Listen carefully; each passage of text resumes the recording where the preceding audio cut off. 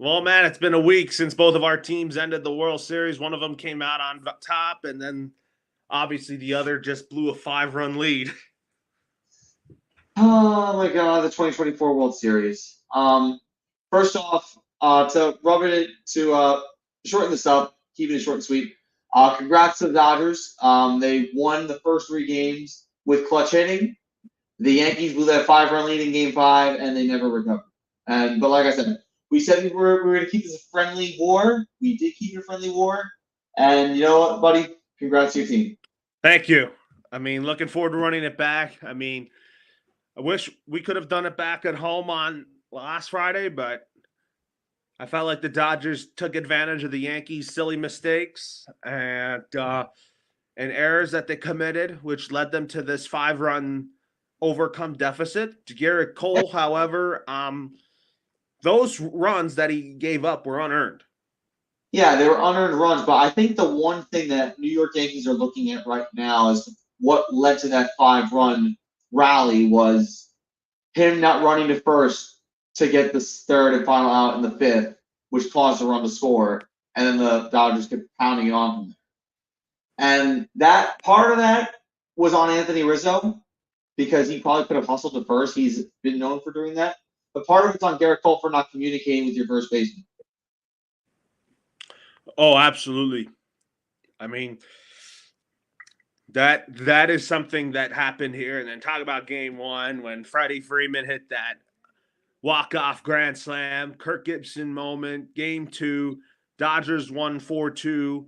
Yankees had a little drama, but they found a way to get it done. And then game three, Dodgers led the entire time. Verdugo homered. And then game four, Yankees were all over the Dodgers offensively. And then game five, it was a tale of two halves.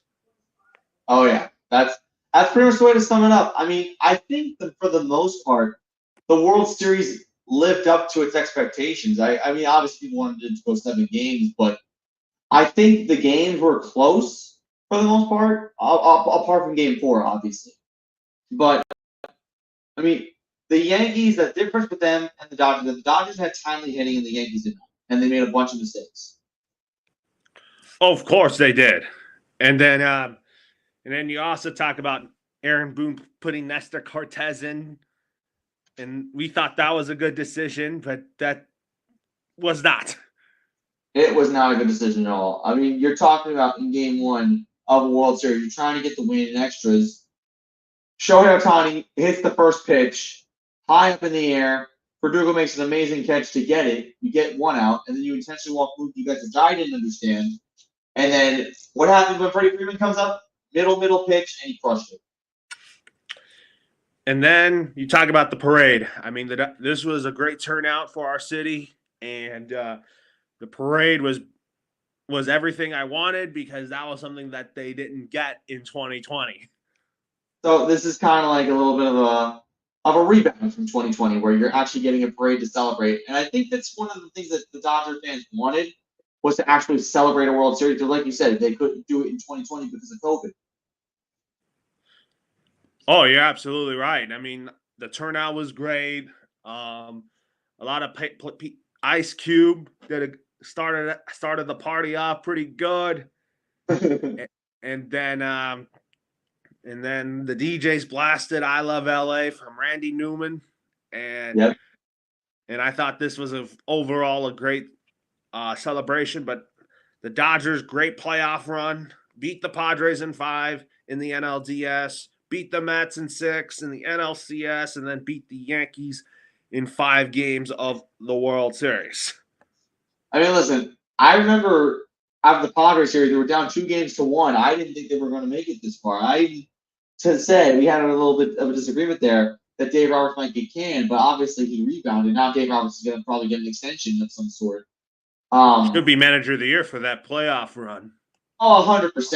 And I think he's probably NL manager of the year. I think he's done that well. And managing his team throughout the playoffs, managing the injuries appropriately. You got to remember Freddie Freeman was World Series MVP, but before that, he missed a couple games with injuries. He sure did. And as for the Yankees, like now we're gonna flip the page to the offseason. Just saw a little headline here. They are going to Yeah, be pretty aggressive in targeting bullpen arms. And by the way, even though Garrett Cole opted out of his contract, we don't have to predict him. He is remaining a New York Yankee, which we all expected. we expected that, and the good thing is, like, we didn't really give him a ton of money to get him back, which I think was a really smart move. But now the focus of the off season, not just the Yankees, but for everybody, shifts to Juan Soto.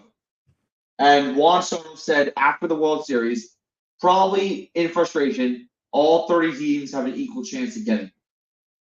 And I think 10 teams, including the Red Sox, reached out to him and said, I have a qualifying offer. Well, the Yankees gave him the qualifying offer. We'll predict where he goes in a little bit. But other offseason moves to talk to first is that, man, I didn't get what the Angels did. I mean, they got on the first day of the offseason, they traded for Jorge Soler. And I'm like, what are you doing? And then the other move was today, they got Kyle Hendricks on a 1 year deal. I'm like, what are you doing, Angels? Are you competing or not? I think the Angels are trying to feel themselves out, like what they could possibly do to make them relevant, because the Angels have not been relevant in over a decade now. And we talked about Mike Trout quite a bit on this program, how the contract is not living up to it if he can't stay healthy. I guess you're trying to add some insurance players to make sure the team can at least be competitive. But I don't really think it's going to make a difference because the problem with the Angels is they sign big time free agents and then they get hurt.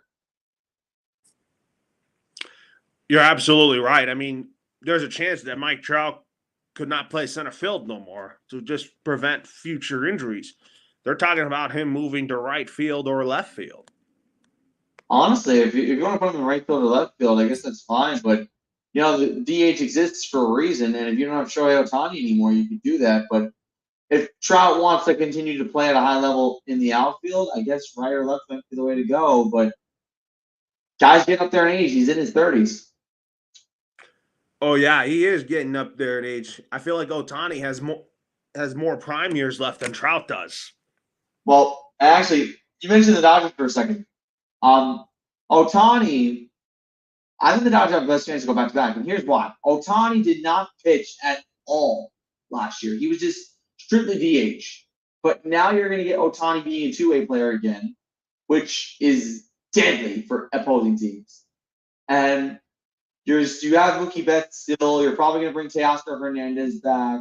Obviously, you're going to probably try and shoot for Willie Adames. So you have a lot of options for how you can make this team better. But getting Ohtani back on the mound, I think, is going to be massive. Oh, absolutely. I mean, talk about other names on the free agent market. Talk about Roki Sasaki. The Dodgers are viewed as the heavy favorites to sign him out of Japan because Yamamoto and Otani are probably want to get Sasaki here because Sasaki throws a lot of 100-mile-per-hour fastballs that could really light up a radar gun. And I think what they're going to try and do, if they really want to make sure that they get this guy, Roshi Sasaki, I think one of the main things they got to do is they got to manage how their rotation is going to go. Because if the highlights that I've seen from Roshi Sasaki are as good as they are, which they have been, you want to make sure that you can fit him into the rotation somehow. And that might include putting Clayton Kershaw as a sixth starter, which I don't think he wants to do. I don't think he wants to go out like that. But if the Dodgers are in a win back-to-back mode, you have to increase and improve any position by any means necessary, including your rotation. Oh, absolutely. I feel like the Dodgers are not going to mess around again this offseason because I feel like that they have the money to do that. And I also think that as for the Yankees, now that they got Cole, they just declined the contract option on Anthony Rizzo. They just recently checked in on Pete Alonso. But in a minute, I kind of think Pete Alonso's staying with the New York Mets. I think so too. I think the Yankees have options at first. If Rizzo's not coming back, which I don't think he is, because I think he's kind of washed at this point in his career. I have other options. You could put Ben Rice at first base. You could put Or here's another idea. yeah. If you get Anthony Santander, he can play first base. Like there's a bunch of options that this ball club has at first base, inside and outside the organization. But as much as I respect Anthony Rizzo, I've contributed to the Anthony Rizzo Foundation before. Great cause. It's time. It's time to move on. Oh, of course. I mean, he just wasn't that. He wasn't that good to begin with. But anyways, now let's get to the fun stuff and talk about our free agent predictions.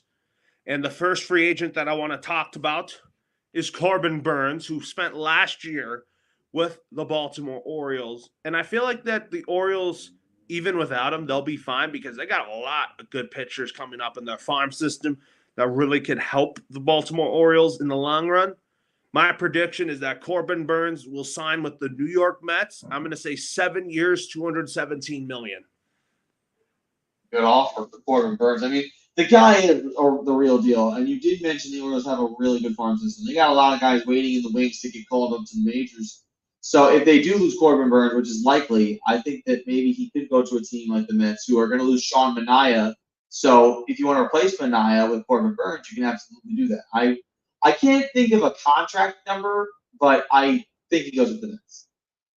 Oh yeah, because of David Stearns, who signed him with Milwaukee, and I think that this move makes sense. And I know Steve Cohen is going to want to spend. Oh yeah, oh yeah. This next guy we're going to talk about here is Alex Bregman. I mean, Wow. a lot of people. This is a lot of speculation if Alex Bregman's going to stay in Houston or not. But we're going to end this speculation right now. Alex Bregman, I think, is going to stay with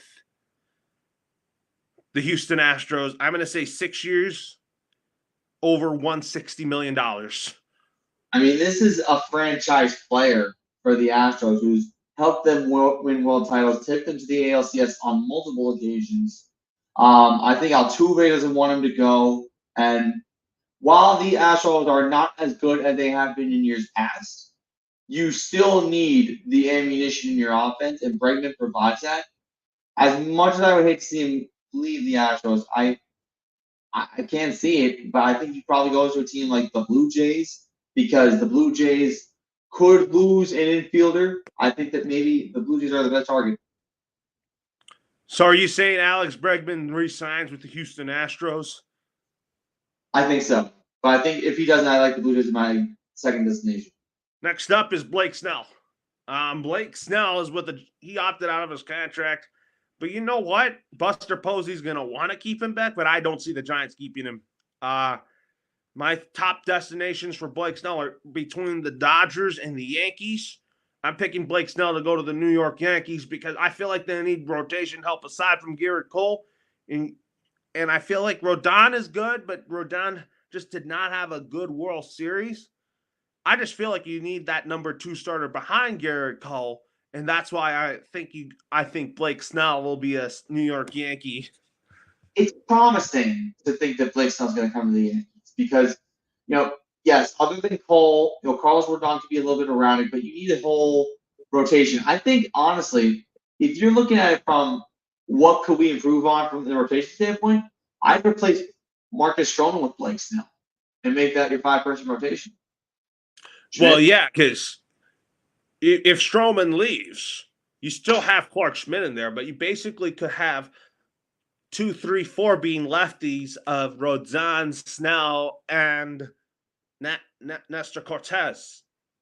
Yeah, that's why I'm thinking. If I take Stroman out, if Stroman leaves, which I think that he's gonna walk anyway, because the Yankees did not utilize Marcus Stroman at all in the postseason, even though they put him in the bullpen.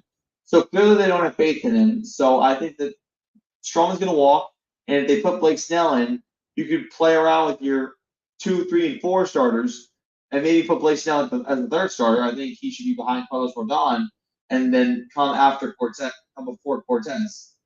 And then Schmidt would be fine. Absolutely. Well, let's go to position players. Let's start with Anthony Santander. I mean, my destinations for him are the Phillies, the Yankees, and the Toronto Blue Jays. Um, with Anthony Rizzo possibly not coming back, I could see the Yankees chasing him, having him play first base and a little bit of right field because he's very versatile. But I am going to say Anthony Santander is going to be a New York Yankee. I'm going to say 5 years, 105 million. I don't see the Phillies getting him because I feel like the Phillies want to run it back with their core. I mean, they want to run it back with their core, but one of the things that you also have to realize is Alec Bohm might not be coming back to the Phillies. So that's why his name's in the conversation in Philadelphia. I'm not gonna. I think I'm gonna say he goes to the Phillies. I think that even though Santander fits the Yankee system and it'd be a massive upgrade from Rizzo at first base, I can see if Alec Bohm leaves, which is likely. I think the Phillies are not going to want to keep him. I think you probably replace him with Santander. So you're saying Santander goes to the Phillies or the Yankees? Phillies. I could see that. For me, it's between the Yankees, Phillies, and Blue Jays for Anthony Santander. Mm-hmm. Well, there was another name I left off on our free agent list, Max Fried. I think he might stay with the Atlanta Braves. Yeah. But man, he's also an LA kid. Freddie Freeman is going to will have something to say about him because I have a good feeling that Freddie Freeman is going to recruit Max Fried to the Dodgers. So I'm going to say Max Fried is going to be a Los Angeles Dodger, probably between the 5 or 6 year contract range. I'm going to say Max Fried probably stays in Atlanta. I think that if the Dodgers are going to pursue that Japanese pitcher you're talking about, Sasaki, I think that they're probably going to. You don't want too many pitchers in your starting rotation. So, of course not. So I actually changed my mind. I think he stays in Atlanta, and I still think he gets a big contract there. yeah, I think that's more appropriate because I think what you're doing at that point, if you bring in Max Fried to LA, you're kind of forcing Clayton Kershaw to retire, and I don't think he deserves that. No, I don't think Clayton Kershaw retires, but we got to talk about Clayton Kershaw right now. My prediction's pretty easy. Even though he opted out of his player option, I think Clayton Kershaw staying with the Los Angeles Dodgers. Oh, 100%, yes. Because I don't see him going anywhere but stay with the Dodgers. But another guy we got to address real quick is Teoscar Hernandez. Oh, man. There's a lot of teams chasing him, but I ultimately think that Teoscar Hernandez is going to stay with the Dodgers. I'm going to say 4 years, $86 to $87 million. I think Teoscar is probably worth at least 100. I think he will be like a 5-year, $100 million player, but he has said that he wants to come back to LA because number one, he loves the environment over there. Number two, his teammates love him, and number three, you're just coming off a World Series championship. Why would you want to leave? So I'm going to say 5 years, $105 million for Teoscar Hernandez to stay at Dodger. Well, I kind of heard this about Willie Adames, that he could be open to moving to third base if he's a New York Met. That's assuming that Pete Alonso leaves. That could move Mark Vientos to first base, but I don't see that happening. I'm going to say Willie Adames is wearing the Dodger blue, and he's our starting shortstop of the present and the future. I'm going to say 7 years, $182 million. I like the concept that you have here with William Thomas. I mean, I think he probably does deserve a change in environment. I think maybe the Dodgers are a good thing for him, especially because the Dodgers have had some. Well, Tommy Edman has been pretty good at shortstop, so I don't know what you're going to do with him. Well, Edman could play center field or second base. So Edman is versatile. I think you got to keep Edman, but if you want to upgrade, Edman's still under contract for 1 more year. Okay, so if Edman stays for 1 more year, you can find a way to integrate him out and then put Adames in. That's what I think is probably going to be useful. So I think Adames goes to the Dodgers. Oh, I agree with that. I mean, the Giants are in on him, but why would he waste his time going to a team that's not competing? No, it makes sense because if you go to a team that's not competing, you're only burning yourself out. I don't think you want to do that. That's the Giants for you. They got Matt Chapman. They went for it last year, but it hasn't really panned out. No. And the Giants are going to be stuck in mediocrity for at least for at least a little while, because Buster Posey, as much as I think he's going to be a great addition to the Yankees front office, the Giants front office, Yeah, that roster's still not good. no, it's not. So that's why I have Willie Adames joining the Dodgers. Right. Well, let's talk about Pete Alonso.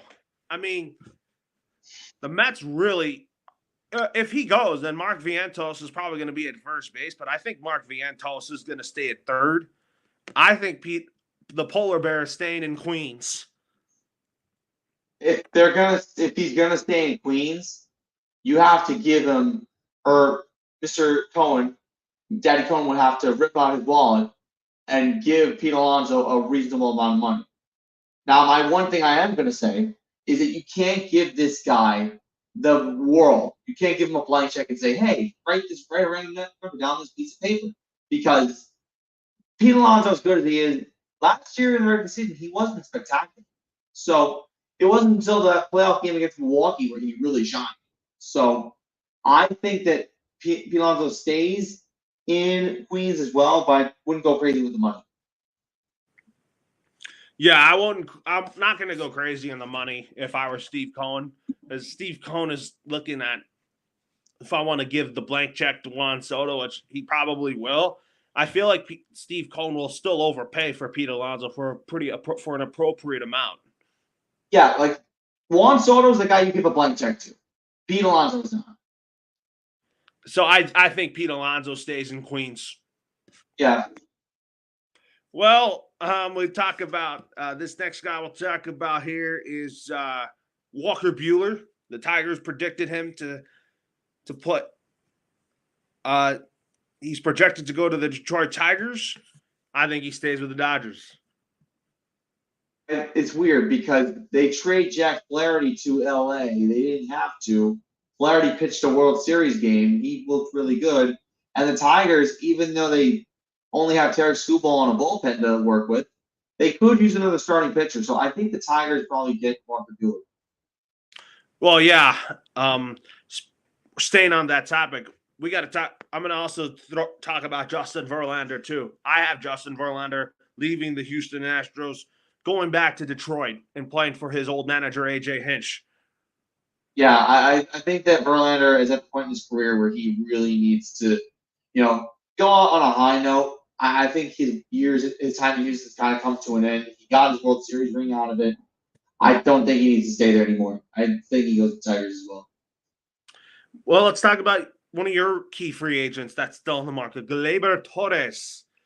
I mean, if you talk about Gleyber Torres, he had a great playoff series. I mean, I just don't see him wearing pinstripes just because I really think that if you want to give DJ LeMahieu another chance, which I think that's going to happen, I have a feeling Gleyber Torres is going to be a San Francisco Giant. And I think the Giants address their middle infield needs by getting Gleyber Torres. And he'll probably play second base, and then Tyler Fitzgerald will play short. It's funny you mention that because I've read some articles on Gleyber Torres, and they're linking him to the Mets for some strange reason. I think the Mets are fine with where they are in their infield. I don't think they want an mistake-prone second baseman in Gleyber Torres. So I think the Giants could probably use him more. I don't think the Mets do. What's that? I don't think the Mets want Gleyber Torres. Even though he's linked to the Mets, I think the Giants are more appropriate. Yeah, I think the Giants are definitely the Giants are more appropriate for him. And I think that I think that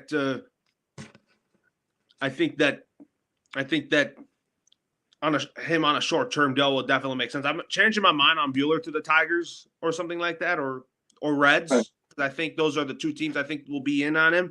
Because I feel like this free agent, Roki Sasaki, that I'm going to talk about, I think he joins his buddies, his boys Shohei Ohtani, and Yoshinobu Yamamoto in LA. Yeah, that's one of the reasons why I was saying, like, if the Dodgers are going to jack up their pitching, like, one of the reasons why I have Walker Buehler going to the Tigers is simply because if you watch the playoffs, Detroit had Tarek Skubal bullpen game, at some point you're going to need a good second starter in that rotation besides the AL Cy Young win. So that's why I had Buehler going to the Tigers as a way to kind of get more depth in the rotation. Well, I'll talk about Ha-Seong Kim. I mean, not only have Gleyber Torres going there, going to the Giants, I have Ha-Seong Kim being their starting shortstop, and I think in that scenario, now that Jung-Hoo Lee is probably going to lock up center field, I could see Tyler Fitzgerald moving to the outfield. I think it's a good spot for him. I think the thing with Ha-Seong Kim is, he's a little bit soft to hit. He's a little bit soft. He takes a lot of contact, but he gets injured a little bit easily, and he takes a little bit of a beating. I think the Giants are appropriate for him, though. If I'm the Giants, I would try my best to try to load up as many potential stars as I possibly can. Because at that point, you want to make sure that you have enough players to get you by and not you have 100. Well, and then we'll also talk about, oh my God, Jose Iglesias. He was a star in Queens. I don't see him going to Miami. I see him staying with the Mets. I think he became a fan favorite right away. Yeah, I agree. Jose Iglesias, I think, is going to be, the next big person is Queens. Can you say that again? I think Jose Iglesias stays in Queens. Oh, of course. And then let's talk about Alex Verdugo. We talked about, I feel like this is a foregone conclusion that he leaves the New York Yankees. Unfortunately, as much as Verdugo wants to stay, I think that the big thing with him is that the Yankees just can't afford to bring him back. I think it's a foregone conclusion. As much of a fan favorite as he is, I think he's done in the Bronx. The question is, where does he go from here? Destinations for me for Alex Verdugo are the Texas Rangers, the Arizona Diamondbacks because he's from there, West Coast boy, or the San Diego Padres. Out of those three, where I think he lands, I'm going to pick the Arizona Diamondbacks. He'll play right field because that means that could move Corbin Carroll back to center field. I think the Diamondbacks are an interesting spot, now that you mention it, because here's my thinking here. My thinking here is that Thomas and Carroll remain in center and right, Verdugo in left, and then you move Gurriel Jr. to DH.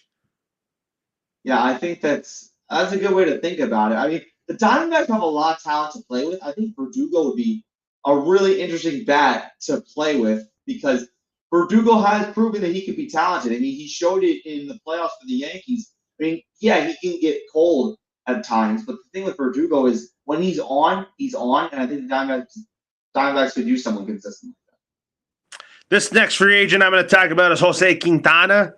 I mean, the Dodgers owned him again in the playoffs. He's had a pretty good record against the Dodgers in his career. So, where I have Quintana going is I have him going to the Arizona Diamondbacks, 2 years, $22 million. Short and sweet. Quintana is a guy who's been around for quite a bit. I think the Diamondbacks could use as much depth as they can in the rotation. I think that they're really looking to nail a couple of big high-profile free agents that could be sneaky good. And I think Quintana's probably one of them.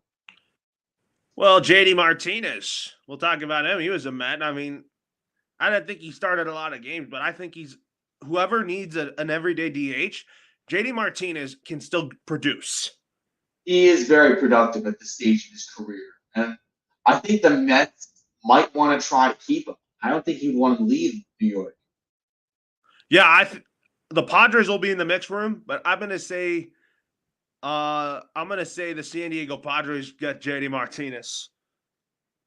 I think the Mets are going to keep him and try to hold on to him. But I think there's a reason for that. It's because Xander Bogaerts, his Red Sox teammate, plays there, and I would want to see JD Martinez play with Xander Bogaerts. I mean, it's a good idea. It's a good reunion. But the Mets are going to try and hold on to as many people as they can, including Pete Alonso. I think that the Mets are going to try to, lock up as many big-time contributors as they can, especially because of their run in the postseason. Oh, absolutely. And then talk about your boy Tommy Kahnle. I mean, he was a Dodger at one point. I think he fits the Bronx. 2 years, Well, 14 million. well, here's the thing: the Yankees have brought back Luke Weaver. They brought him back. Clay Holmes is probably not coming back. I think you need a setup man, and if your setup man is Tommy Kahnle, I'm totally okay with that. So I think that if Clay Holmes leaves, Tommy Kahnle stays in the Bronx. I can't see him going anywhere else.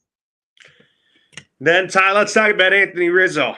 Um, I mean, do I see him staying with the Yankees? Because maybe, in my opinion, Ben Rice, like if I look at the Yankees' potential lineup, assuming if Juan Soto stays, Ben Rice could hit 6th or 8th in the Yankee lineup.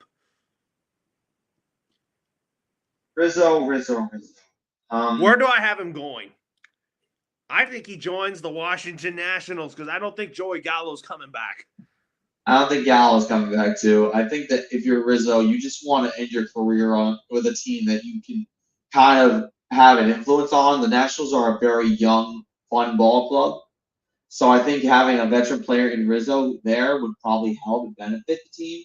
I don't think the Nationals are going anywhere next year anyway, but I do think that like if they want some depth at first base, you try to get Rizzo satisfaction because I don't think that the Yankees want to. Let's talk about Carlos Santana. I have him going to the Bronx. I think it's a 2 or 3 year deal. I think he's a guy that could still produce on both sides of the plate, and I feel like Carlos Santana could benefit a playoff contender. He could. I think I'm going to have him go to the Bronx as well. Because not only he can DH, he's a first baseman too. Like he can play first base. I probably could plug him in the 6th spot behind Giancarlo Stanton in the Yankee lineup. Yeah. And get him for 1 or 2 years. Let's let Ben Rice learn from him. Ben Rice could also play some outfield too while learning the position. I like where you're going with that because Ben Rice, as good as a hitter as he is, he has made a lot of defensive blunders at first base. And I think that what you mentioned, I think, was a really good point. Have a veteran first baseman to guide Ben Rice. And then if Ben Rice gets better, then you slide him back into the starting lineup. Because right now, Ben it's Rice because Santana can also DH too. He's like an insurance policy if Stanton gets hurt. No, that's a good point. Because Santana has been a good DH too. He's also been a former catcher. I'm still a fan of him because Carlos Santana can still light up a stadium with his clutch hitting. He is a very good hitter. I think that the Yankees, if they need some insurance just in case they lose Juan Soto, I think this would be the perfect thing for them to do. Let's talk about Clay Holmes. I don't think he's coming back to the Yankees. I have him going to the Atlanta Braves. That might be the only relevant team that would want him. Yeah. Because the Braves are trying to, I think the Braves are trying to. I feel like the Atlanta Braves are going to get back to being a competitive ball club. Yeah, I think if Clay Holmes goes to the Braves, he's going to be a guy that's going to be deep in their bullpen. A guy that you probably put in if you were winning by 5 or 6 runs and you're not in a safe situation. Because I don't think Clay Holmes is that good anymore. He'll have a great first start to a season. The first half of the year, he'll be great. He'll make the All-Star game. But then after All-Star game, he's a disaster. So let's talk about Juan Soto now, where we both have for me, it's between the Yankees, the Mets, the Dodgers have the 3rd best odds in landing him. Ultimately, my prediction is that Juan Soto is going to remain a New York Yankee. I'm going to say 14 years, $650 million. Okay. Now, this one, I've had a contract number for quite a while. The richest contract in baseball, if you don't count the deferrals, is Shohei Ohtani 10 years, $700 million. Now, I think Juan Soto is going to eclipse that. The average annual value is not going to be as high. I'm staying with the Yankees on a 12-year, $720 million extension. Now, what does that mean? That means that Juan Soto is guaranteed $60 million a year for the next 12 years. I also think it's no opt-outs, too, because I think Juan Soto is very loyal to the Bronx. Oh, he is. Like, and I mentioned before, the demographics that favor him with the Dominicans, the Puerto Ricans, the Hispanics in the Bronx, it favors him so much, and he'd blend in like a glove. He fit like a glove in that environment. So I think that if you're the Yankees, I don't know why Juan Soto would want to leave. Plus, you're good friends with Aaron Judge, who's going to be a two-time AL MVP. You just made the World Series. Yeah, you lost, but still, you should be satisfied with how you did in pinstripes. That's why I have Juan Soto staying with the Yankees. I know Steve Cohen is going to be aggressive on that, but I still think Juan Soto is going to remain a New York Yankee. I think that what the Mets do is going to be interesting because how they attack Juan Soto with the numbers and the money that they're willing to offer him. The Yankees would have to try to either match the offer or go up by $5 or $10 million No, every I think single the offer. Yankees match the offer. But let's talk about Sean Manaea. I think Sean Manaea is going to stay with the New York Mets, even though I have Corbin Burns going there. Because look, you got Kodai Senga Kodai Senga is going to come back pretty strong, but and then we know that Luis Severino got the qualifying offer. I think he accepts it. Yeah. Sean Manaea is a guy who has had brilliant starts over the course of his career. He was actually a top two starter for the Mets this past season. I think the Mets would want to try to keep him because I don't see any other destination he can go to. So I think he stays in Queens with Corbin Burns in that rotation. I think the Mets significantly improve. Yeah, and then talking about Jesse Winker too. I think Jesse Winker stays with the Mets. Yeah, Winker is a really, really solid baseball player. I don't see any other reason why you'd want to get rid of him and move on, especially because he's got a lot of talent. Let's talk about Max Scherzer. I mean, I don't think he's good as he once was, but Max Scherzer, I think, will be a San Francisco Giant. I'm going to say 1 year, 16 million. The Giants are where the has-beens have gone. It seems like the has-beens go to the Giants. I can't see him going back. I can't see him going back to the Rangers. I really can't. I think It's he's. I because think. look, you got Jacob DeGrom coming back. He's going to be your number one starter. Yeah, and Scherzer got his ring, his second ring. Like I think the Giants are where he wants to go. Oh yeah, and I still think the Dodgers will find a way to own him. Yeah, somehow. Well, and then you talk about Kenley Jansen. I mean, he left. I don't think he wants to be a Boston Red Sox. Someone had him going to Texas. I want him back in LA pretty badly. Yeah, I know. One of the things that you told me about in your show league is that you want to bring Kenley Jansen back to Because LA. in my show league, I had him on the Dodgers in a trade that I sent Blake Trinan to Boston. Yeah, I remember that. Just because I wanted to in Boston, Liam Hendricks was the closer, and I wanted to pair Trinan and Hendricks there. Yeah, I think my opinion is I think Kenley Jansen wants to get out of Boston, maybe go back to where things were good in Los Angeles. The thing with Los Angeles is that you have a lot of really good arms in that Dodger pitching staff. So I think that maybe you don't want to overdo it with the pitching staff. I think Kenley Jansen would go back to Boston just because the Dodgers are loaded. And you're getting Otani in the mound this season. So I think that you're good at the Dodgers. And then Kyle Higashioka, he had a great year He as did. the de facto or bridge catcher to the Padres. Excuse me. I have him going to. I'm going to see him stay in San Diego. I think he became a fan favorite down with the Padres. He did. I don't think he wants to go anywhere else, especially because the Padres don't really have a next man up in the catcher position. So I think he goes. I think he stays in San Diego as well. Let's talk about Frankie Montas. I mean, he declined his option with Milwaukee. I mean, he's a guy that I really think that when he's healthy, he's good. But I have him going to the Washington Nationals. The Washington Nationals, I think, are good for Frankie Montas. The thing with Montas is that he's always been a guy that underperforms in critical time.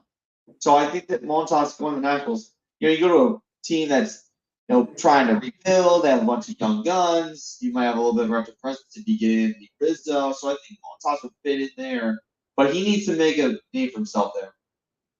Let's talk about Kike Hernandez. I mean, he was one of the heroes in this postseason run for the Dodgers. I don't think he's going anywhere. I think Kike Hernandez is going to remain a Los Angeles Dodger. I just think that he loves it there. He loves the community. I mean, he's a guy that always brings it in October, and why wouldn't he not want to leave again? I think you brought up a really good point. Why would you want to leave a place where you've established yourself as a star and you're a World Series champion? Like He's been a fan favorite of the Dodgers. Yeah, exactly. Like, why would you want to leave a spot where you're loved, you're playing well, and you blend in with the community? So well, then let's talk about Christian Walker. I mean, he's a free agent. I don't know what I feel like. Christian Walker is going to stay in Arizona Diamondback. I think it's going to be a deal that is worth. I think it's going to be somewhere around 3 years, 66 million. I think he'll have a club option for a fourth year worth $20 million. I don't see Christian Walker leaving. it's hard to see a lot of these guys leaving their spots, especially because Christian Walker blends in with Arizona. He's part of the reason why the team won 89 games last year. Let's talk about where Paul Goldschmidt goes. I mean, I also have envisioned a homecoming for Paul Goldschmidt back to Arizona because I feel like he could still have something to give, and then maybe you you have Walker DHing with Goldschmidt. I don't really see that. There's a team out there that I think needs a first baseman, and I'm going to say Paul Goldschmidt. I think he goes to the San Francisco Giants. The Giants are probably one of the most attractive places for veteran players who have not much to show for other teams. Paul Goldschmidt's really good. You know what? I actually have an interesting scenario for him. What if the Phillies try to grab him? That means you move Bryce Harper back to the outfield. And I know that that's a stretch, but there's a lot of moving pieces with the Phillies because I think I can't see Paul Goldschmidt staying in St. Louis. I really can't. No, the Cardinals are going to. I think the the St. Louis Cardinals are going to go in a different direction at first base. I think they're going to as well, especially because Paul Goldschmidt's doing everything he can, and the team's terrible. So I think the Phillies are good. I know you have to move Bryce Harper back to the outfield, but I think that Goldschmidt would work out. I think there's a lot of ways that you can play around first base because if Alec Boehm is gone, which is massive, I think that makes room for Paul Goldschmidt to come in. And then Tanner Scott. Where do I have Tanner Scott going? The flame-throwing left-hander. I could see a fit in the north side of Chicago. So the Cubs. Yes. Cubbies. That could work out. Yeah, I agree with that. And then Tyler O'Neill. I mean, he's a free agent. I don't see him going anywhere, but I think he really likes it in Boston. He does. I think that he's been one of the most clutch hitters for that team this past season. I don't think the Red Sox would want to get rid of him. I think you keep that guy and you hold on to him and see what you can do, what he can do for you for the future. So I think Tyler O'Neill is your guy in Boston. Let's talk about Jurickson Profar. I think Jurickson Profar, he's a fan favorite in San Diego. I don't think he leaves the San Diego Padres. I think the Padres are going to try and sign him to a long-term contract because this is a guy who's really talented. And I know this is a guy who's proven to be a Dodger, not a Dodger killer, but someone that gives the Dodgers some headaches. So I think that if you're the Padres, you want to keep that foundation. Yes, you do want to keep that foundation if you're the San Diego Padres. But anyways, let's talk about Harrison Bader. I mean, the New York boy. I could agree with this fit. Him going to the returning home to St. Louis.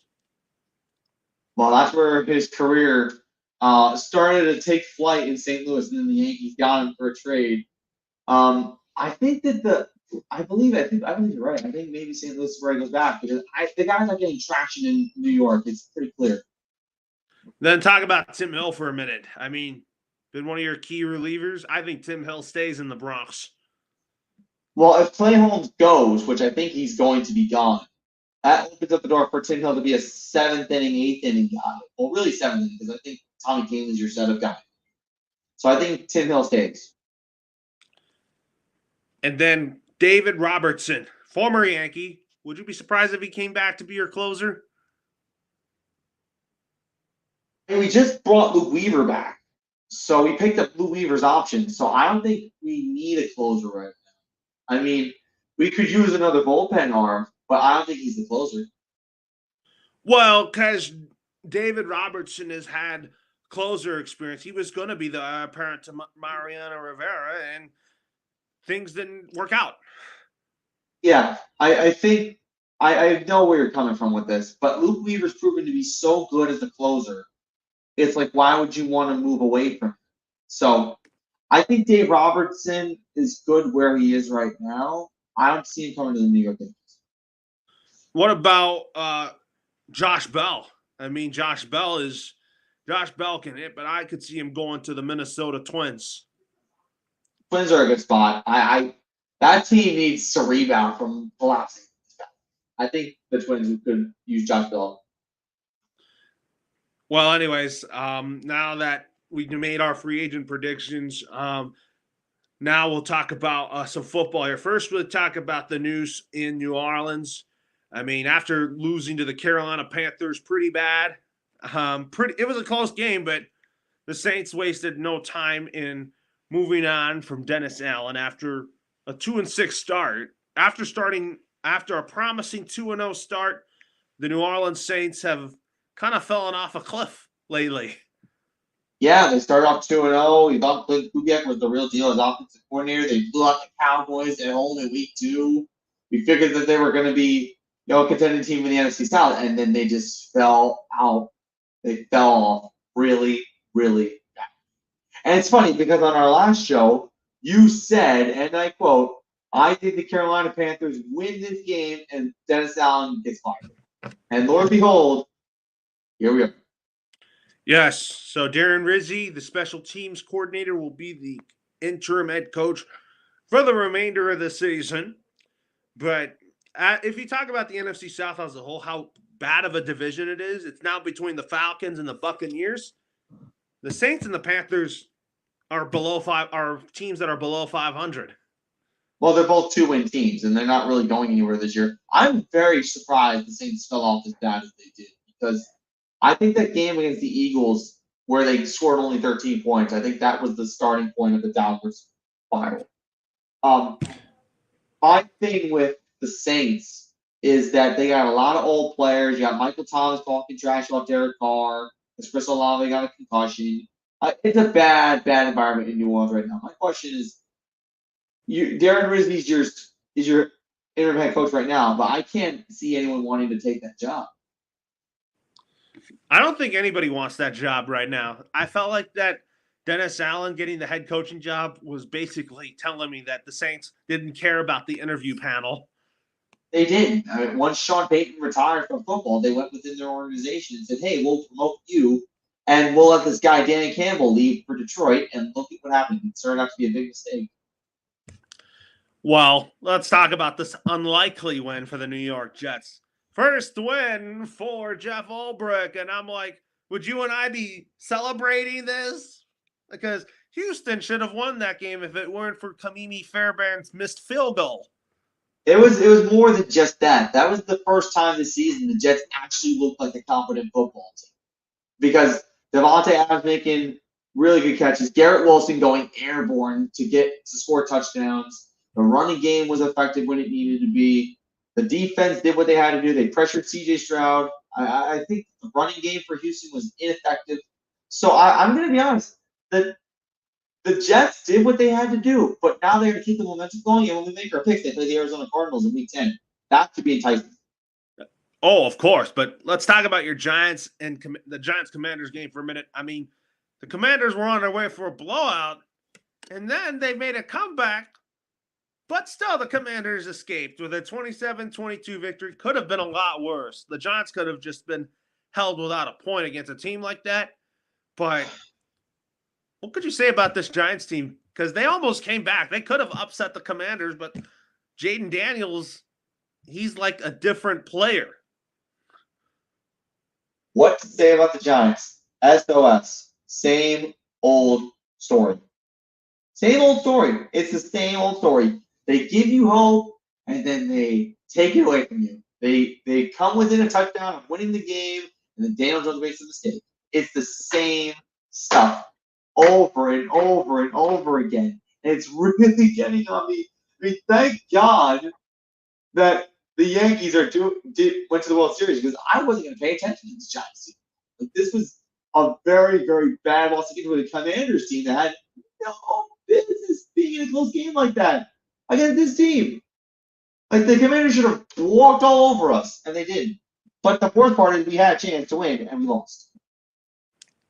But the thing with the Commanders is Jaden Daniels, you might put his name in the Rookie of the Year conversation. Well, that's set in stone after the Hail Mary. That's when we knew, okay, this kid's Rookie of the Year. Do you think, my question is, do you think Jaden Daniels is like C.J. Stroud was? Similar. So I'd actually compare him to Robert Griffin III when he was a rookie in Washington back in 2012 because similar style play, mobile, has a good arm, doesn't make a lot of mistakes, and is a good leader. So you're thinking that people would want to go to Washington now in the offseason because they want to play for Jaden Daniels and also play for that new ownership group? Yeah, I think the new ownership group was a clean slate for the Commanders because now they're one of the most attractive markets to go to. I mean, they got Marshawn Lattimore recently from the Saints, which I think is a massive move in acquisition. So I think if you're the Commanders, you've proven on the field and in the front office and in ownership that you improved on your comfort level as an NFL franchise. Well, anyways, now the Dolphins and Bills, what a game they had. But you know what? Not surprised the Dolphins lost this game because they don't play well in Orchard Park. But you know what?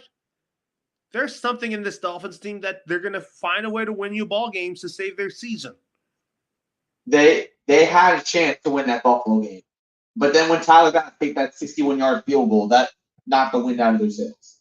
That really did. Because first off, that was a great kick. Buffalo is really good. I think they're probably the favorites to win the division because Miami right now, as I predicted, staring at 2-6, they have a long way to go. They'll probably get a wild card spot at this point in the year because Buffalo is not going to stop at all for anybody. So the Dolphins got some work to do, but they played really well the last two games, but they come up short. Oh, absolutely. I mean, the Dolphins played well. The offense looks like the offense we know with Tua healthy, but it wasn't their day. And they're going to play the Rams on a Monday night. And if you look at that game, I could see, we'll make that pick in a minute, but I feel like the Miami Dolphins will have the momentum offensively playing the Rams. They got to get that. I mean, that should be a fun Monday night game because these are two really good offenses that are going at it. So if I think this is a game the Dolphins should win. It's on the West Coast, so I think that there's a chance Miami can win it. We'll make our picks in a second with this one, but I think that if you're the Dolphins, you have to win that game. I know the Rams are fully healthy, but you have to win that game. Next, well, talk about two teams that are bad in the New England Patriots and the Tennessee Titans. I mean, oh my God. Well, I would have wanted to win that game so bad because Tennessee didn't have Will Levis, Mason Rudolph. I credit him for having a great football game. Ramondre Stevenson, what a catch to save this game and force overtime here. But that interception that Drake May threw, we just knew that if that happened, the game was over.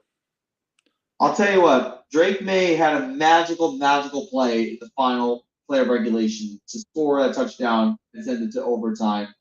I don't know how the Titans defense is not getting a hand on him when he was in the pocket.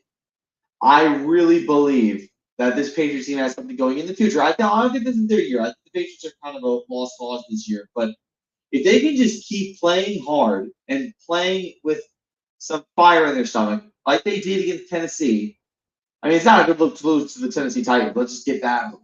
That's not a good look at all. But No, because the Tennessee Titans, they are just not. The Tennessee Titans are just. They basically gave up Derrick Henry. They gave up DeAndre Hopkins, and I'm like, that's it for the Titans. yeah, I mean, the Titans won their second game of the season. There's a bunch of 2-win teams in the NFL this year, but if you're the Patriots, you lost the game to a team you should have beat. That's pretty much the end of the story. But Drake May looked really good. Oh, he did. He looked like the franchise quarterback I was expecting. He played pretty well for the most part, but again, we lost, and I was really proud the way they played. I mean, the effort was there. Um, I fell asleep for the first half, but that second half got me on my feet with this New England Patriots team. But it's not fun to lose. But hey, very encouraged with how we played in this game despite losing. But should have beaten the Titans. It would have been nice, but what are you gonna do? Yeah, that's pretty much how you guys shrug it off and say, okay, on to the next one. Well, they play the Bears, and I think Caleb Williams is not going to be an easy test for the Patriots. When we make our picks, I actually have an interesting scenario with that one. Well, the Atlanta Kirk Cousins coming into this game against Dallas, he had a losing record, but the Atlanta Falcons beat the Cowboys 27-21. That made Stephen A. Smith's day. That made your day too. And you and I've said something about the Dallas Cowboys. I feel like that on paper, this is a talented football team, but it's not going in, that they're not going anywhere this year. And Dak Prescott's hurt. What's new? Yeah, now Dak Prescott's on the IR, so he's going to miss 4 weeks minimum. And Cooper Rush is going to take over. But Mike McCarthy's a dead man walking at this point. It's not looking good right now in Dallas. And the thing is, like, the expectations were so high. They had a great game against Cleveland to open the year, and then they just crashed. I kind of knew that the Cowboys weren't going to be this good this year, knowing that pressure's really on this Dallas Cowboys team. And you know what? The Dallas Cowboys are looking up to the Commanders and the Eagles right now, saying, we're afraid of those two teams. Yeah, and you got Cooper Rush playing at quarterback. Like, they're playing the Eagles with Cooper Rush at quarterback. I mean, come on now. I mean, this is going to be an easy game for the Eagles. But Dallas Cowboys is that there's like no lack of urgency. There's no sense of urgency. Like, once Dak went down, it was like, okay, that's our season. Like, remember, this was a team we picked to go 12-5. They're 3-5 right now. So Yeah, they're in the tough part of their schedule, and it's not going to be an easy road for the Dallas Cowboys.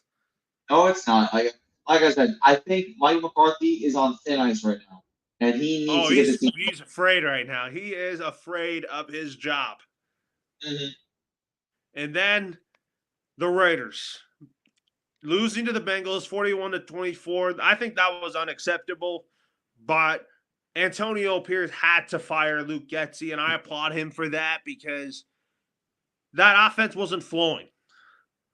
It wasn't. It was a very dinosaur offense. It was not consistent. Joe Burrow threw all over this offense. I mean, look, the fact that Luke Getsy got fired, this is just a testament to how impatient the Raiders were. They waited for half the season to basically say, okay, adios. But the Raiders have a bunch of other problems. It's not even just their offensive coordinator. It's not their head coach. It's the roster. So they need to really get their act together with personnel, draft key players in the 2025 draft, get rid of some people who are not contributing, get rid of Gardner Minshew because he's not doing anything, and try to establish yourself as a decent competitive team. That's all you can do. Antonio Pierce is not the problem. I like Antonio Pierce. I really like his sense of urgency, his enthusiasm in coaching the Raiders. He's done a great job. But the roster that he has is bad. Yeah, that's the worst part about it. You have a bad roster, you're not going to win any football games. Oh yeah, this is like Dan Campbell in year one with the Lions. I put it that way. Oh, Very, very similar. This is very similar to Dan Campbell's first year with the Lions, with how the Raiders are right now. Yeah, this Raiders, it's only going to get bad before it gets good. That's all I'm going to say. Well, the Baltimore Ravens, they were all over the Denver Broncos on the defensive side of the ball. I feel like this was Bo Nix's one of his worst games of the year, but I'll learn from it because you're not going to play well against a team like the Baltimore Ravens. And I think this was Bo Nix's first major test as an NFL starting QB. And obviously he failed. He did not play incredibly well. The Ravens ran all over that Bronco defense. Derrick Henry's probably going to be Offensive Player of the Year. He's just been phenomenal. Plus, he scored 100th career touchdown. So congrats, Derrick. Well, yeah, I mean, the Ravens, they just ran over the Denver defense, which is expected. But for Bo Nix, you can't blame him for this game. No, I mean, listen, you're going to run into some tough opponents, and right now the Broncos are not where they should be right now. I mean, I think Bo Nix is going to be good in future years, but this was just not his game and not the opponent to play against to give yourself confidence. Well, talk about the Chicago Bears coming off a heartbreaking loss in D.C. against the Commanders. They were held to 9 points against an Arizona Cardinals team that just put up 29 points. I tell you, 2-4 start for the Arizona Cardinals. They're now 5-4. I've said it before. The Arizona Cardinals were one of the teams coming into the season that I had high hopes for. And right now they're in first place in the NFC West. I think that's going to change, but I think it's going to be competitive down the stretch. I mean, you look at the fact that they got to play a few division games left on the schedule, the Arizona Cardinals do. If they can win those division games, I think that they're in the driver's seat to win the division. As crazy as it sounds. But Kyler Murray's playing well. The defense is hanging there. James Conner's a battering ram to tackle. And it's just unbelievable what this team's able to do. Jonathan Gannon, you got to give that man some credit because I did not expect the Cardinals to be in first place in their division this year. No, I didn't either. I mean, look, I'm not counting out the 49ers. I think the 49ers are a great football team. They have Brock Purdy, George Kittle, but with the Niners, they're just not healthy right now. Well, on the positive side for the 49ers, they are going to get Christian McCaffrey back in about a week or two. He's practicing right now for the team. Whether or not he plays week 10 for the Tampa Bay Buccaneers is to be determined, but I think this is a positive time for the 49ers. It gives the fans some hope. Of course. But talk about the Jaguars and Eagles game. Man, Eagle fans booed Nick Sirianni because the Jaguars came back. But you know what? I prop Vic Fangio for putting together a really good defensive game plan to end the game. I have a lot to say about this one. I don't understand the concept of going for two after every touchdown. I was talking to a friend of mine who was a big Philadelphia sports fan. He said, okay, here's the logic behind the first 2-point conversion. They tried to get the extra point, and they threw a flag, which put them at the 1 yard line. So usually instinct is you're at the 1 yard line, you're trying to go for two, roll the leash up. That didn't work. And it was 16-0. So then they score again, 22-0. So they go for two, try to make it 24-0. So then you're up by 3 2-point conversion touchdowns. That didn't work. And then 4th and 3 within the red zone, up 22-16. They go for a 4th down. Kick a field goal. And then I think it was 22-16 again. They tried to kick a 58-yard field goal. That missed. So I don't understand what Nick Sirianni's trying to do with his offense and his execution and his decision making. I don't understand it. So I know the Eagle fans are up against him right now because they haven't been as dominant as they have been in years past. But you got to be smarter than that. Like, what are you trying to do? Put points on the board. I feel like Nick Sirianni was just overthinking in this game. He overthought a lot. I don't know what he was trying to do. Right now, he's the most criticized head coach in the NFL. I get it. It's because of games like this. I mean, he got away with it, but Listen, you're in Philadelphia. Fans are booing you. You're literally a walking target for fans who want to get rid of you. You haven't had success since you made it to the Super Bowl. You got to make better decisions. You have to. As a coach, as a leader, you got to do that. And right now, Nick Sirianni is overthinking it because the fans are in his head. Oh, absolutely. But I don't think I don't really think he's on the hot seat like McCarthy is. No, I But agree. I agree, but like you got to remember, Philadelphia is one of the strictest fan bases in the world. you know I like this Philadelphia Eagles team because I really like Jalen Hurts and uh and Javante Smith, but like based on what you told me, you just gotta make smarter decisions as a head coach. Yeah, I think Nick Sirianni at this point needs to take a deep breath, focus on a game plan, stick to the game plan, don't overthink things, and just win football games. That's all you need to do. Well, the That was Rams, I'll tell you, the Los Angeles Rams, we're off to a bad start. This was like a year ago, off to a bad start. But you know what? This win against Seattle kind of saved their season. But Puka Nacua got ejected. Puka Nacua got ejected because he tried to throw a punch while Tyreek Wolf tried to make an interception. It wasn't a really good smart play at all. Speaking of getting ejected, there's another game where that required an ejection. We'll get to that in a little bit. But the Rams are getting their guys back. They got Connor Williams, they got Cooper Kupp, and they got Puka Nacua all back. Matthew Stafford threw a bomb in overtime to Demarcus Robinson to win the game in Seattle. The NFC West is really, really close. It could go either way at this point, but I think the 49ers have the edge. However, it's good to see competitive football in the division. Oh, yeah. I always think that division's one sided because the 49ers are still a very good football team, but Arizona's right on their heels. And you know what? You love to see that because I had faith in the Cardinals going into the season, and they've done me proud so far. Oh, yeah. You're totally right about that. But now, talk about the Lions beating the Packers 24-14. This was not Jordan Love's best game, but man, the Lions, they haven't played in outdoor games until now.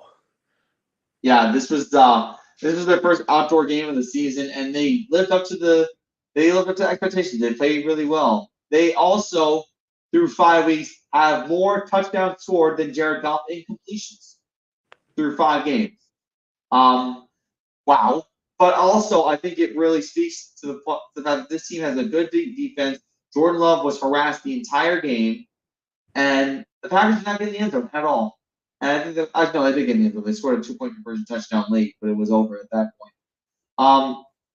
This was something that the Lions needed to do to prove that they're not a one-trick pony that they can play indoors and that's it. They did what they had to do in freezing cold conditions.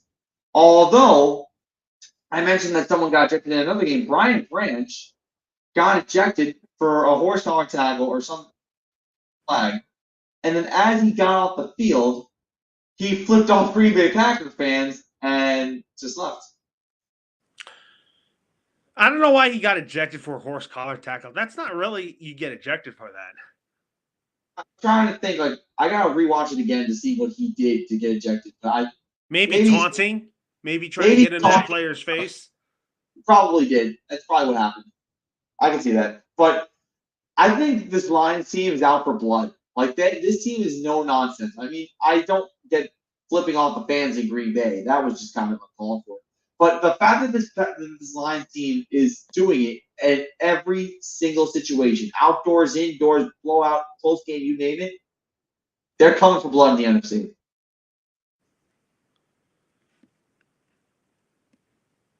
Anyways, now that being said, here now we'll talk about the Colts and the Vikings. I mean, you talk about this was kind of a boring game in my opinion. Yeah, nothing really to write home to your mother about. The Colts didn't really perform well. Sam Darnold had a few touchdown passes. It wasn't really an exciting game, but I think that the Vikings needed this win more than anything. The Colts are just going through hard times right now, and that's all I can say. Oh yeah, they'll eventually. I think they'll start Anthony Richardson back. They should, but like I said, they had to discipline him because of his stupid actions the previous game, and clearly they're feeling that they probably are going to regret that decision. But they got to get it right. They had to do it right. Well, talk about Monday Night Football here. Man, the Chiefs got lucky again. But Baker Mayfield and the Bucks, great game. Baker Mayfield, without his top 3 receivers, put up the game of his life against an undefeated Chiefs team in Arrowhead before or a little bit after Halloween. It was a very, very good performance from him, and he needed it. The Bucks came up just short in overtime, but God, I mean, Baker Mayfield knows how to play well in Arrowhead. It's amazing. Oh my gosh, yes, this was a great football game, I'll tell you. Yeah, and listen, the Chiefs are 8-0. They barely got away with this one, but I'm really interested to see how they perform at home against the Broncos next week because that's going to be a great football game. That should be interesting. You know what? The Chiefs-Broncos rivalry is going to be alive. It's going to be alive. When we make our predictions, I have an interesting take, but I think that if you're the Chiefs-Broncos, this is probably going to be one of the most interesting games on the schedule for Week 10. Oh, yeah. Now on to Week 10. Well, we're starting in Baltimore, where the Cincinnati Bengals are playing the Ravens for the first time since that overtime loss, where I felt like Joe Burrow played his best game against the Ravens, but the defense let him down. And Lamar Jackson kind of has the Bengals number now, so I'm going to pick the Baltimore Ravens to win this football game. The Bengal defense did well last week against the Ravens. Give me the Ravens.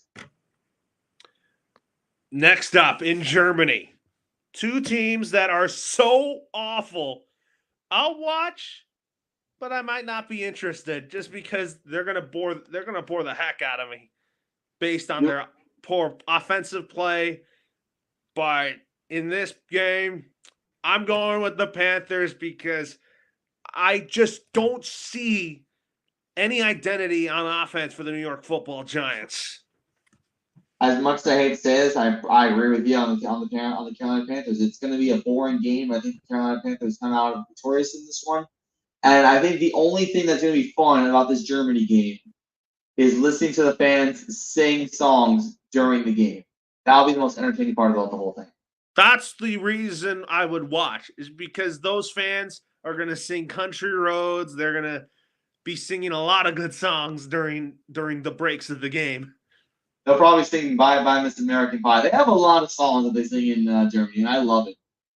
Oh, yeah. That Germany game is something. Mm-hmm.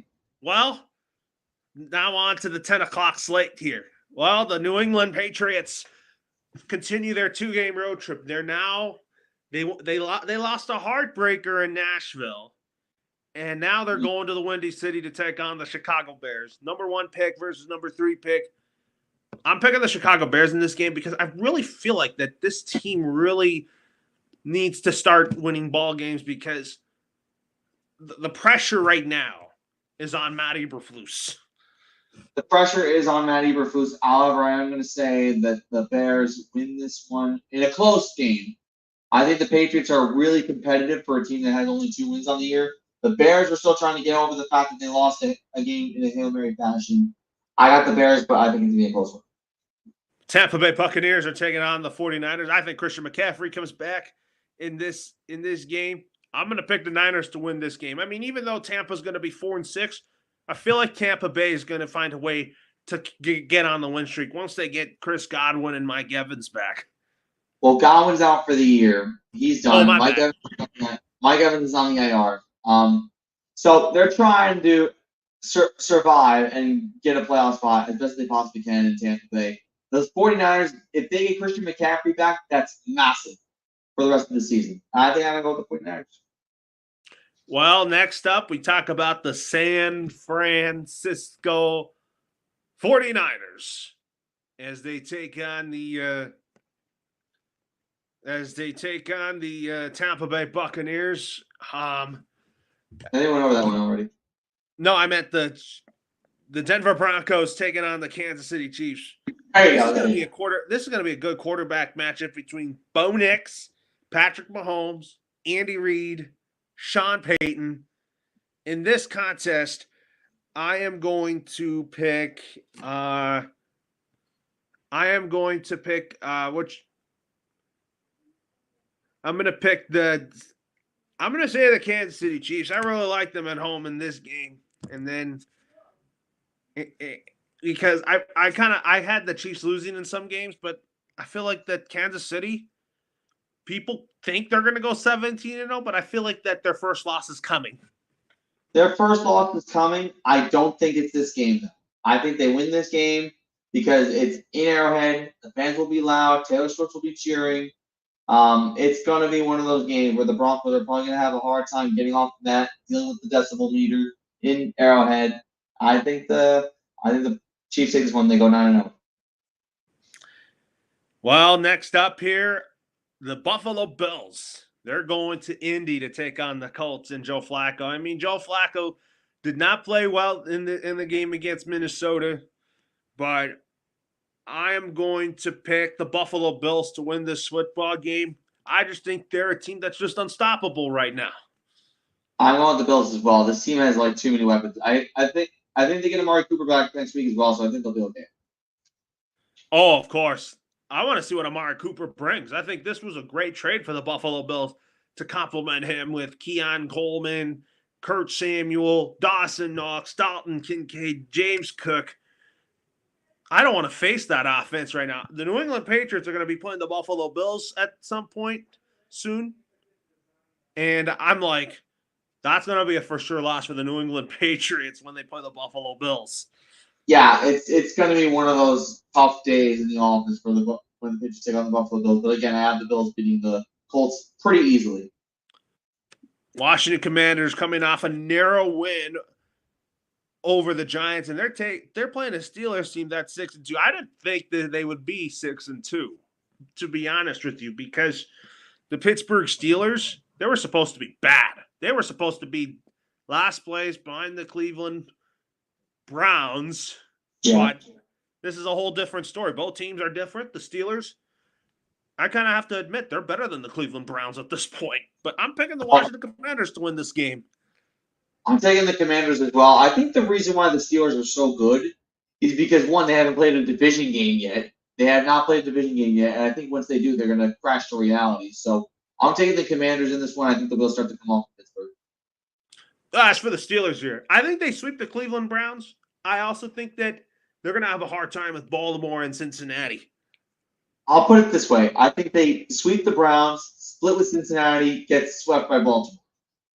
Are you saying that Pittsburgh could win the home game with Cincinnati and then they lose at Paycor Stadium in Cincinnati to the Bengals? Yeah, that's the split. Yeah, I could definitely see that. But, wow, the Jacksonville Jaguars and the Minnesota Vikings. I can't believe I'm saying the Jaguars are 2-7. They almost pulled a miracle in Philadelphia and Doug Peterson's return. I have a feeling the Jaguars are going to start stringing together wins here because this is going to be like 22 all over again. I'm picking the Jaguars to win this football game. There's something in me that still believes in this team.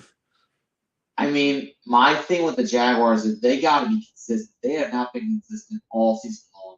And I guarantee you they get a win here. I'm going to take the Jaguars here because they should win this game. But Minnesota's got more talent on this offense. So. Well, the reason is I like Doug Peterson. I think he's great. He's a great coach. I think he can make Jacksonville winners. But the schedule that they got, you got to give him a pass. If I'm Shad Khan, just give that man a pass. There are some fans in Duval County who are requesting that he be fired, and I don't think they're going to listen to him until maybe the end of the season. But I think even then, they'll keep him for another year. I say that because Shad Khan has already expressed support for Doug Peterson and Trent Baalke. Yeah. So that's what makes me believe that Doug Peterson is still staying in Duval County. Mm-hmm. Well, the Atlanta Falcons coming off a gritty win over the Dallas Cowboys. Again, they're taking on the New Orleans Saints here. Man, Darren Rizzi's first game as a head coach is against a team that's this good. Come on. Come on. Falcons are going to win this game. Easily. Falcons. Yeah, what do the Saints have? Nothing. Well, this game is not going to be interesting. The LA Chargers are playing the Tennessee Titans. And the Chargers, I'll tell you, they came off a really solid blowout win over the Cleveland Browns. And they really gave Jameis Winston a hard time. Talk about defensively. They are a different team defensively than in years past. What I like about this Chargers team right now is that they have a steady offense that's not going to score a bunch of points, but a defense that can clamp down and limit, if not stop you offensively. So I like what this Chargers team is doing. That's the Jim Harbaugh philosophy, and you know what? I'm all for it. I'm taking the Chargers against Tennessee. Yeah, easily. Chargers are going to stomp on the Titans because the Titans, they got lucky beating New England, but the Titans are facing reality now. Yeah, this is a reality check. Well, man, the New York Jets and Aaron Rodgers are going to the desert. Aaron Rodgers has had great success playing at State Farm Stadium. Hail Mary, Green Bay, Arizona. They're going to make this an interesting game, but I'm picking the Cardinals to win this game. I just really like how this team is playing right now. This was tough for me. This was like a 55-45 pick, but I gotta go with the Cardinals. I just think that the Cardinals can give you more on their bad day than what the Jets can give you on a bad day. So I think I'm gonna go with the Cardinals. Well, the Philadelphia Eagles are going to Jerry World to take on the Cowboys. We talked about Cooper Rush starting against the Philadelphia Eagles. I think the Philadelphia Eagles are going to. I feel like this is the first of two meetings between those two divisional opponents. I have a feeling that the Philadelphia Eagles are going to sweep the Dallas Cowboys. All right, for this game, 2 words: blowout city. Oh, yeah, obviously, because the Dallas Cowboys have a tough schedule now. Mm-hmm. And they're no playing the doubt. Giants on Thanksgiving, and I'm like, that's a cakewalk. Why on Thanksgiving? Of course, it's on Thanksgiving. They get the Giants. They get a winnable game then. Of course they do. And against, I didn't want that to be the game on Thanksgiving, but if I have to sit and watch a blowout like that, give me a break. I'm telling you right now, if I'm eating my turkey and I'm watching that football game, and as I'm eating my stuffing muffins, and the Cowboys lose, that would be the highlight of my Thanksgiving, aside from my Thanksgiving meal.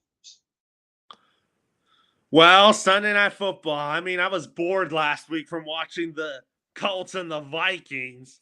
Yeah, very this tedious. is a game I'm interested in. The Detroit Lions and the Houston Texans.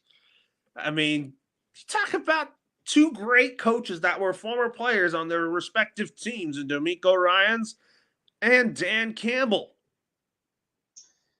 And I think a good thing for the Texans is they're going to get Nico Collins back, but I do really like D'Amico Ryans has helped the Houston community, and this football team has brought in new life. And then the Lions are like the class of the NFC right now. I'm very, very proud of how far this franchise has come, and I think this is going to be a hell of a show. Give me the Houston Texans. I really like them at home. Losing Stephon Diggs is unfortunate, but you know what? CJ Stroud is going to do CJ Stroud things still.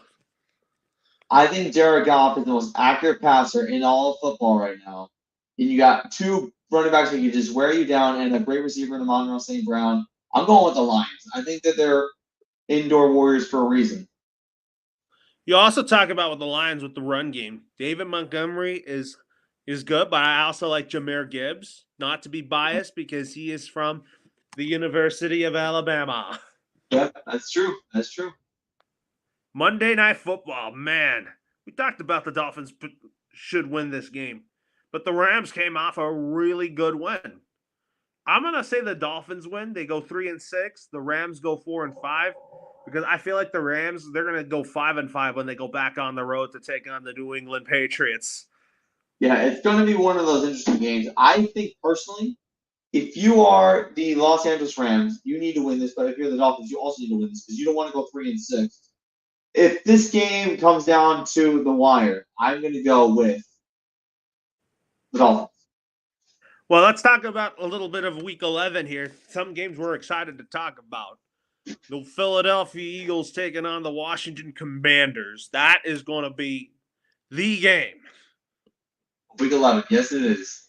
And then, obviously, Buffalo Bills playing the Kansas City Chiefs in a divisional round rematch in Buffalo. That is going to be epic. And you want to know something else too? We talked about how the Chiefs are going to get their first loss at some point. Spoiler: I think this is the game. I could not agree more on that. But I also talk about a Sunday night football flex. They moved the Colts and Jets game out of Sunday night football, and I think this is a much better game. The Cincinnati Bengals and the Los Angeles Chargers. That is going to be a much better game for us. That's a way better game than what they had before. I mean, the fact that they flexed it. I mean, it took half the season to flex this game out, but it had to be done. Yeah, because Joe Burrow versus Justin Herbert, it can't get any better in prime time with these two. Yeah, absolutely. I mean, Joe Burrow doesn't have to be talking two of the best of the 2020 class. This is where it comes down to. You got Jim Harbaugh versus Zach Taylor. I mean, not great coaching wise, but the quarterbacks make up for it. And then Monday Night Football, the Battle of Texas between the Cowboys and the Texans. I want to watch this game and see the Cowboys lose and try to stay on my phone as long as possible until Stephen A. Smith laughs. I mean, Stephen A. Smith kind of passed the laughing phase at this point. I mean, he's probably just focused on, disparaging Cowboy fans in a critique way instead of just laughing at them. Oh, was that? I think he's just focused on critiquing the Cowboys, giving them criticism as opposed to laughing at them. Because remember, he said, and I quote on First Take, I think I like to troll Cowboy fans. Today is not the day to do that. I'm talking about the Cowboys failures against Atlanta. Well, he's going to, obviously, he's probably going to critique them because he knows that they're going to lose to a game like this. But let's talk some NBA here. Talk about back on Monday, the Brooklyn Nets. How are they 4-4 to start the year? We talked about them tanking. Well, it starts with Dennis Schroeder. Dennis Schroeder has been their main scorer throughout the whole season so far. I mean, it's only 8 games, but they're doing really good. They're not letting things get out of hand, so they're staying on schedule and they're keeping up with teams. They're not really, losing by a lot. Like they're staying in it, which I think is important. I think they're not going to go for it, but I think once things go wrong, it's gonna linger throughout the season. I think that the Nets are great, are not a good team, but I think that their 4-4 start is promising. It is promising, but I'm not sold on it just because, look, the Raptors are bad. They can beat Toronto. Yeah. And for the Grizzlies, I mean, it's great to have John Morant back, but I'm like, 4-4, you and I had them tanking. They were going to be bad like the Detroit Pistons. Yeah, that's what we thought they were going to be. I mean, the thing with the Brooklyn Nets is that they really they're playing above their heads right now. They're playing at a pace that I didn't think that they'd be. I think it's opening season jitters, and they probably are riding off a little bit of momentum. But I think the thing with the Brooklyn Nets is that once reality hits, it's going to linger, and it's not going to be pretty. And then the Lakers losing to the Detroit Pistons. I mean, I'm like, why would you lose to a team like the Pistons? Like you're gonna be like the Pistons should be 2-10 at this moment. The Lakers are 4-3. The Lakers have struggled on the road so far.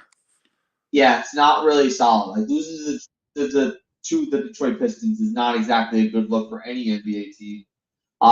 But there are teams that are worse out there than the Detroit Pistons. I can name them, but I think they're going to rebound. If you're the Lakers, I think that JJ Redick is going to make sure that his players can bounce back with his mentality, and I don't think the Lakers are going to be affected by this for a long time. Well, the Lakers play the Grizzlies tonight, and they're going to Memphis. I think this is going to be a game where I think it's a good bounce back game. Yeah, like this is what they needed. Well, and then the Brooklyn Nets, they don't play again till, oh yeah, oh my gosh, you're playing the champs. And that's Well, reality for you. that's reality. This is my reality. Because the Boston Celtics, they're running it back. For the Brooklyn Nets, they don't have a good enough roster to compete with the Boston Celtics. You'd be lucky to make the play-in tournament. That's how bad they are. Are you saying the Nets are not bad as the Toronto Raptors are? Well, the Raptors are a whole different kind of. The Utah Jazz. Well, we got to talk about some college basketball now. Now that it's back, the question is: Are you expecting a UConn three-peat with Dan Hurley? 100%. I think him turning down the Lakers offer was just what they needed. And once he turned down the Lakers offer, the kids at UConn were celebrating the fact that there's potentially a third consecutive national championship on the way. Because honestly, it's UConn and everyone else. Oh my gosh. Talk about Jim Calhoun when he was coaching there. He did a great job there. But Dan Hurley, no one wants to face UConn now. This is the second coming of a legendary college coach. That's how awesome he is.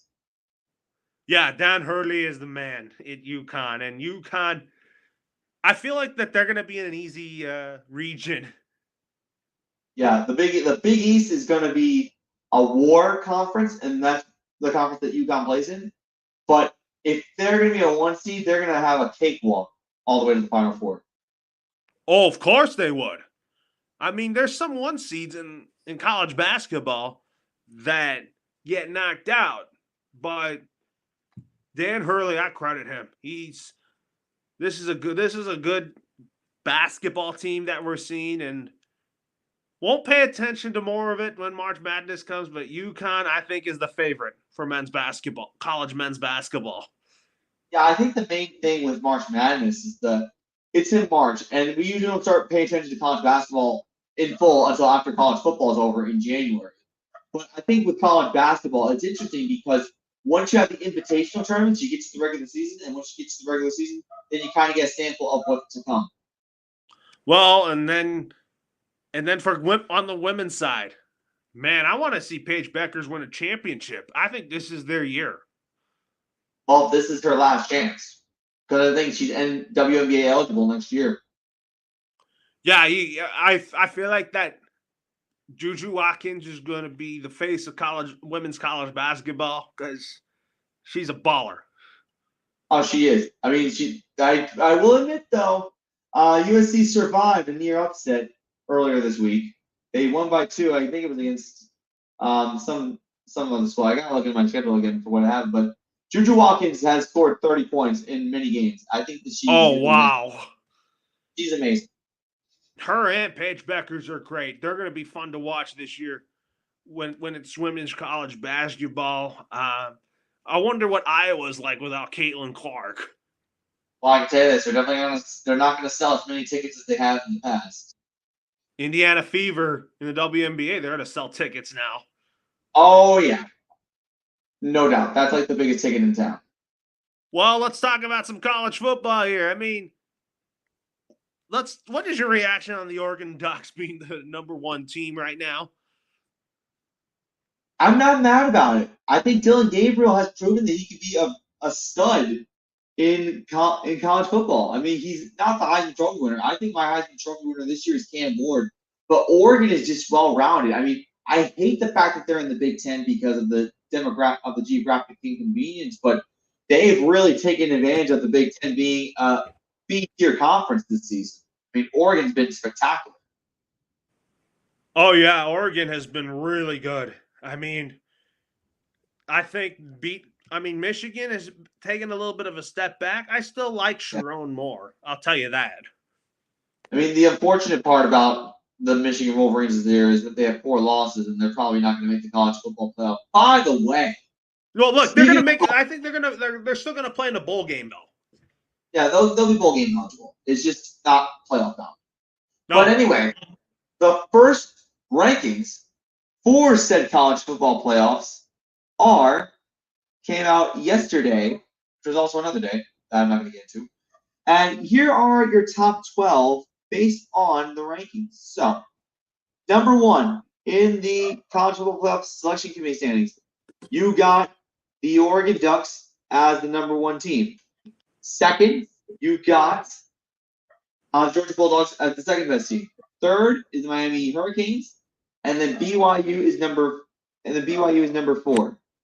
But 5 through 11, you got to keep this in mind. 5 through 11 are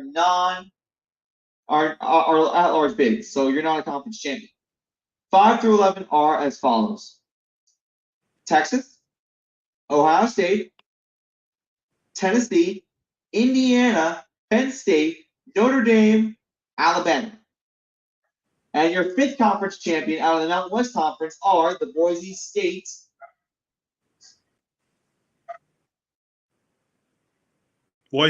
Broncos.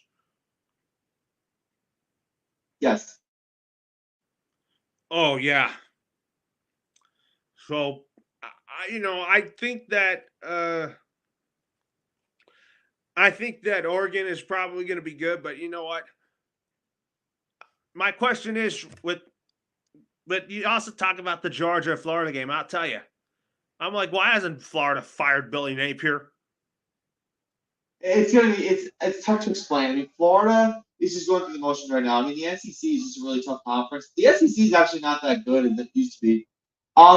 Speaking of college football, there's a really interesting game that I'm keeping my eye on. That's LSU Alabama. Loser of that game's out of college football playoff conversation. It's important for my Tide to win that, you know.